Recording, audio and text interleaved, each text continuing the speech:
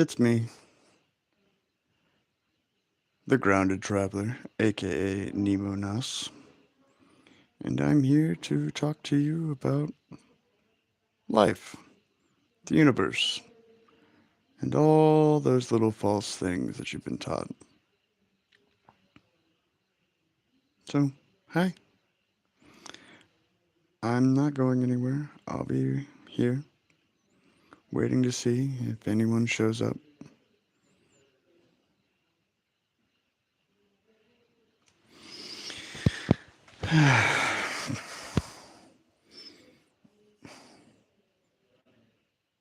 So, for all you people in the future, if you're watching this, when you watch this, this is my first live stream, and we're going to be doing a discussion about the false dichotomy, the false paradigms of the Bible, the Bhagavad Gita, the Quran, the Dead Sea Scrolls. You see, a lot of people have read and say the same things in most books that you need more faith. And if you can just get more faith, then, as the book says, the Bible, with faith of mustard seed, you can look at the mountain and cast it aside. But that's not really true. It's removing that last grain of doubt. It's the doubt that holds you back. When you look at the Bible, you see the whole story with Jesus and how he steps off a boat, stands on the water, and tells his disciple, "Come on out." And he does so. And he stands on the water, just like Jesus. And then next thing you know,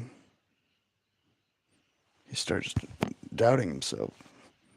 It's like, this is impossible. I can't walk on water. And he sinks. It wasn't him needing more faith, not you needing more faith. It's you understanding that it's that seed of doubt that prevents you, that stops you, if that makes sense. Hello, people.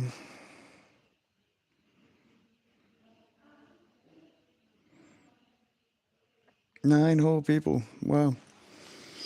Welcome from the Mama Malcon homestay.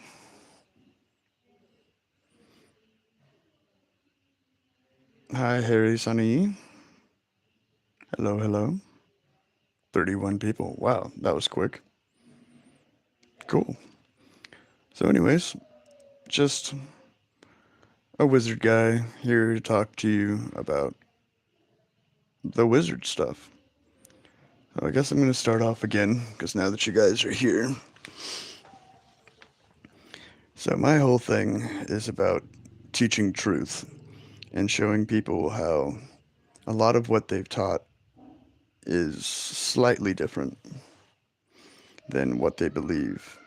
A lot of people have been taught that you need faith of a mustard seed to cast the mountain aside. But it's not faith of a mustard seed. It's knowing that it's the doubt inside you that stops you from doing anything. Not magic, but simply anything. And a lot of people, they talk trash, they deny, and they're not worth your time. You don't need to go seek out Buddha. You don't need to go study in a monastery. You just need to start listening. Start being more open to not knowing. Because once you realize you don't know, you can actually learn.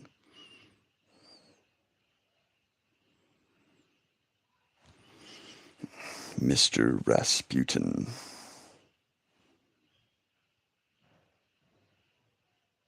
Hello, Juan.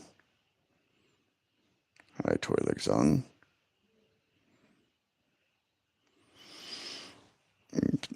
I have no money, Harry. I'm a very poor person. But yeah, currently I'm staying here in the mountains in a tiny Hmong village north of Sapa. In a little homestay. Got a little mosquito net around me to keep the bugs away. And I'm just here to talk. There's a lot of things that I think a lot of people want to know. I think a lot of people are seeking answers, but a lot of people don't necessarily know how to be open. They've been taught one thing, one way, one belief for so long that even the beginning is impossible because it's so different than what they've been taught, what they know, that even if it's true, they can't wrap their mind around it. They start talking trash. They tell you you're crazy. You were just seeing things. But where's the line between just seeing things and actually experiencing? Hey there, Kaz. Good morning. Or morning for you. It's 9 p.m. here. Oh no, the magic tree got on fire. That sucks. Is the whole thing gone, or was there just a fire? Like, is it gone?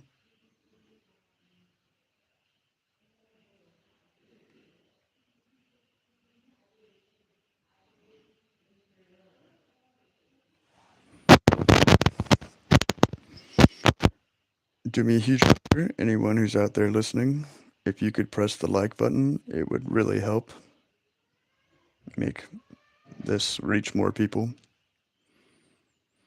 But yeah, I'm just here to talk to you today. Like, get started on what hopefully will be a daily or every other daily chat. Um,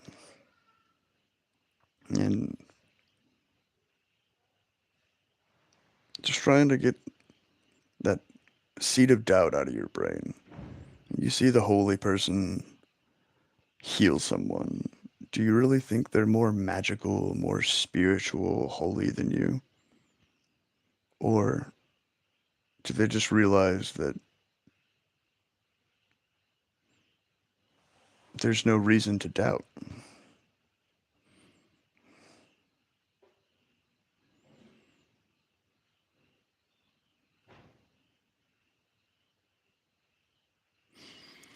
Later, cause.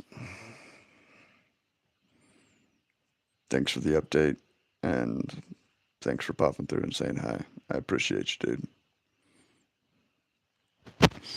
But yeah, been pretty cool in here in Vietnam. Walked and hiked up to the top of the mountain, down to the bottom of the mountain. Currently staying in a tiny Hmong village. They grow all their food locally right here in the village. Fresh rice, vegetables, potatoes, chicken. It's all super local, all super beautiful. And it really is giving me time to think and process. I've had people for years now telling me, why not talk? Why not show up? Why not be open to answering questions? I know I don't exactly look like someone who would have the answers, and I don't have all of them, but I have some. I can explain to you why when you get angry or upset or a little bit too excited, the smoke moves towards you when you're sitting by a fire. Everybody gets irritated and starts getting stressed out, and the smoke seems to spin because it's following energy. It's all just energy. We are. Not even like hippy dippy stuff. Like, it's literally scientifically everything is an atom, everything's a molecule. And I think the big thing we got to remember is that we got to stop worrying, stop wondering, and just be open to the thought that maybe we don't know. And in not knowing, that's where you can start to learn. I've gone through many changes, many different beliefs and understandings. I've traveled the world. This is my 27th country as a broke backpacker. And everyone's always saying, I can't afford to go. I can't do the thing. It's like, what makes you think I have money? Like, I'm poor. I'm super poor. I can almost guarantee I'm way more poor than anyone who's been in this chat. Yeah, but that doesn't stop me. I don't worry about while walking through the mountains of Lao if something bad's going to happen. I don't even think about it. I just greet each day excited for the possibility that something amazing could happen. Like, I don't listen to the detractors, the hateful people. I don't talk, I don't follow the news. I watch and keep track of things, but I don't dwell on it. Because so many people, they get locked into this whole fear mentality. You see it a lot with American TV and Western TV and news, where people would rather shock value and crazy and bad. They don't want to listen to happy. They don't want to listen to truth. They want to see the building burning down. They want to see the bombs going off overseas and feel justified in their hate and their fear of the unknown. But I don't think that's the point. Like, we're not here to worry. We're not here to stress about death, blah, blah, blah, blah, blah, blah, blah, blah. We're here to experience. We're here to do things that take us out of our comfort zone, to step outside of what we believe, what we know, and be open to something different. Like in The Lord of the Rings, the first book is called The Hobbit. And essentially, Gandalf shows up to the Shire and shows up at Bilbo's house.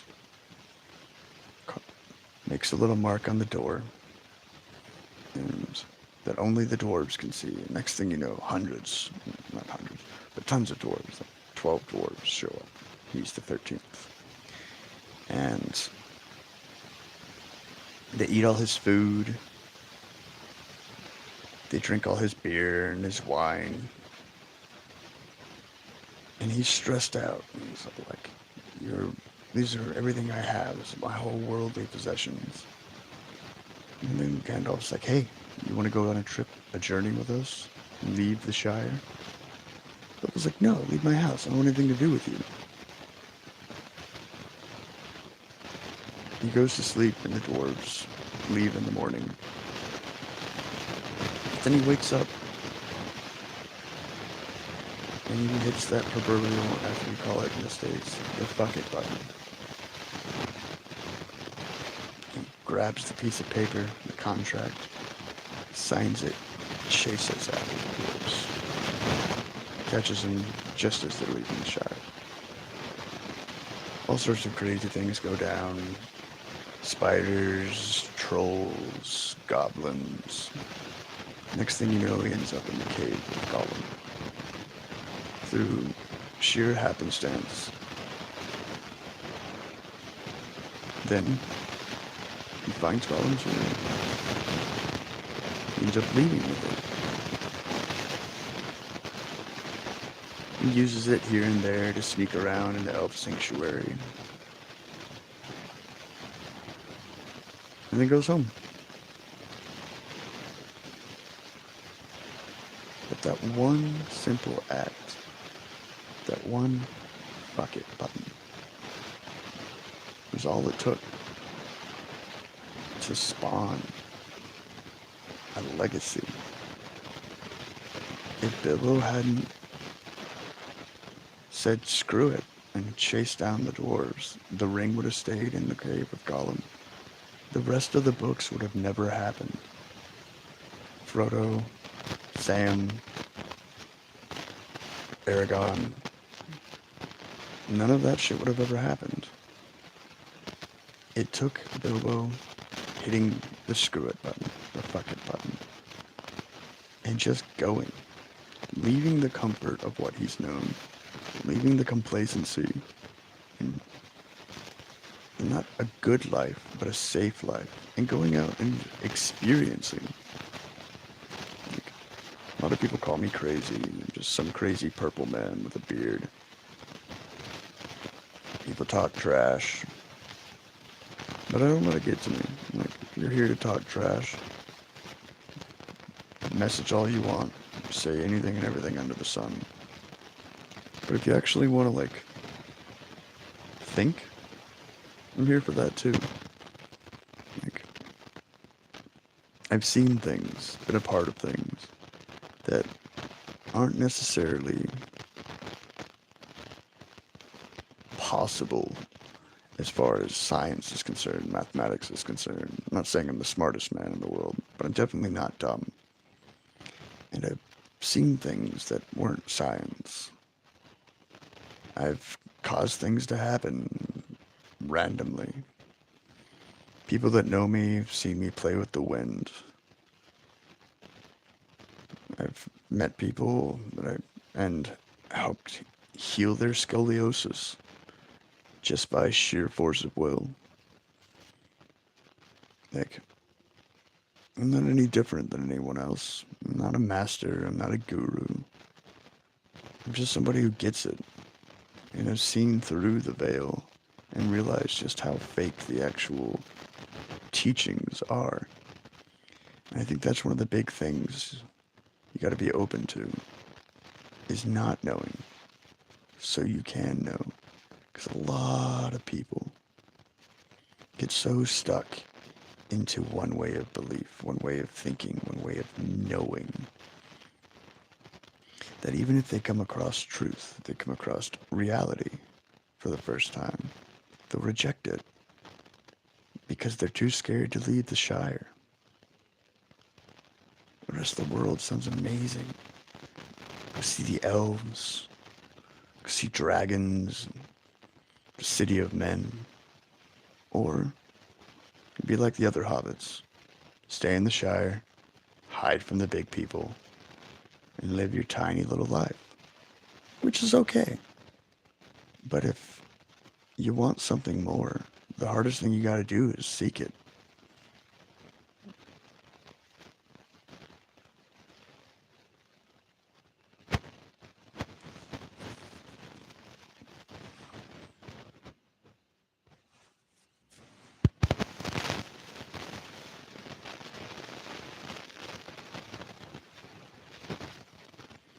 Sorry for the slow talking.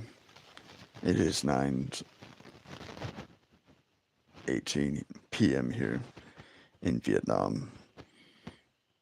And as most of you know, I go, or at least people that know me personally know, I go to bed pretty early. But I tried to stay up so I can talk to you guys and at least do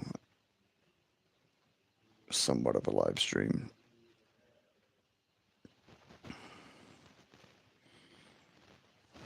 So far, though,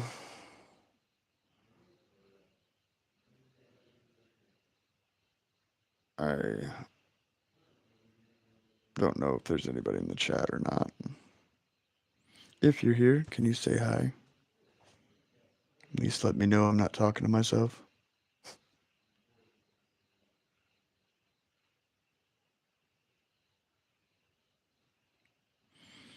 Though,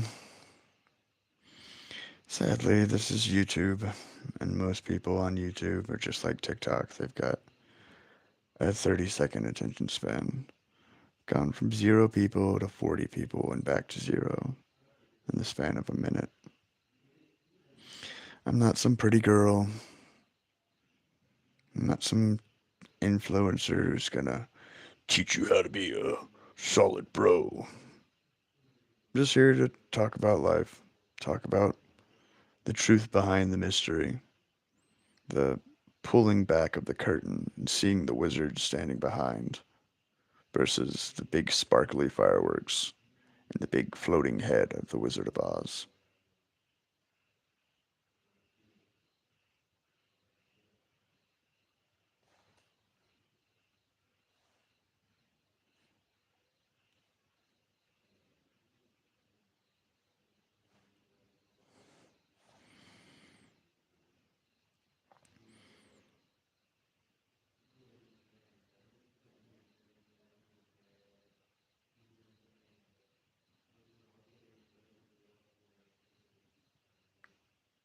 Hmm.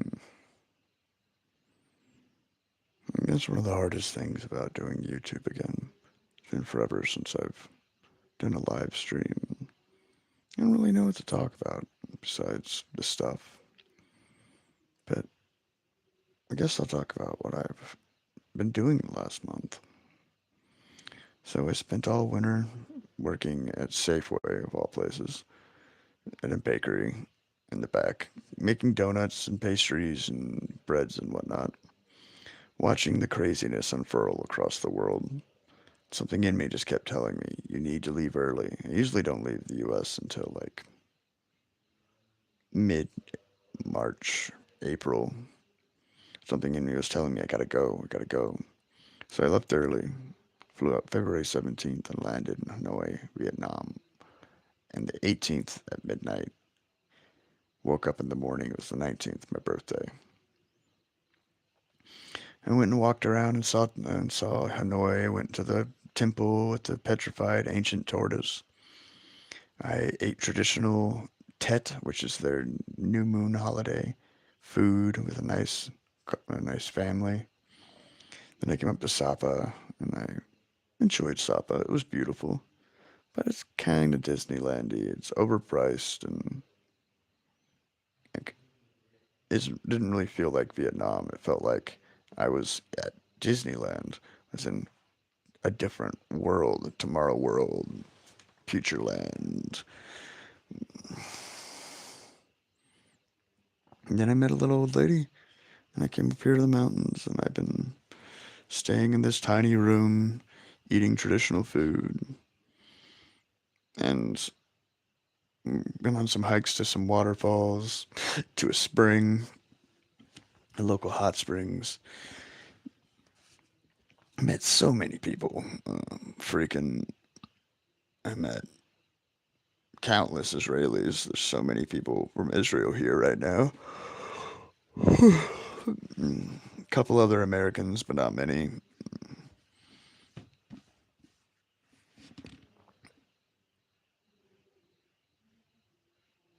Yeah, like I'm thinking about going down south. I've heard about the Haijiang Loop, which is like the big thing to do in Vietnam, but like it looks really touristy and like I'm not really into the touristy. I'm gonna go down south and make my way towards Ho Chi Minh and then over to Angkor Wat in Cambodia. Another holy site, another ancient place. Stop through Hoi An, Hue, Hue, which is the two old cities. One's the original capital of Vietnam. Eat some amazing traditional food.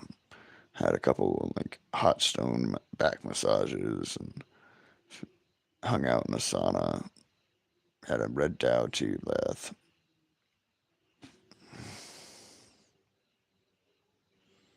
And now I'm sitting here past my bedtime, seemingly talking to myself because nobody's here. I appreciate anybody and everybody who came through, and I'll try again tomorrow morning, my time, tomorrow morning, after breakfast. You guys' evening if you're in the States, and check back with you.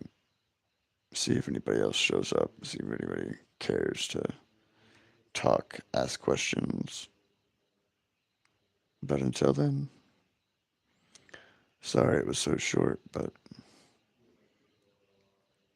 believe it or not, it's kind of hard to just talk to a screen with no responses, besides a few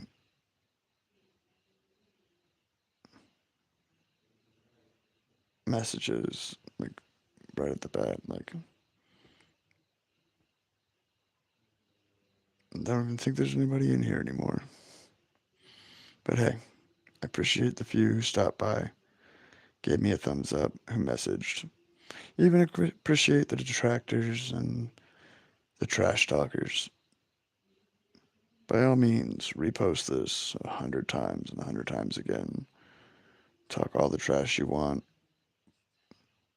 Like, I don't mind. I'm happy to be living my life. And I hope that even if it's only one person, it helps someone. And remember, you don't need more faith. You just need to stop doubting yourself and doubting the possibility for greatness. Until next time,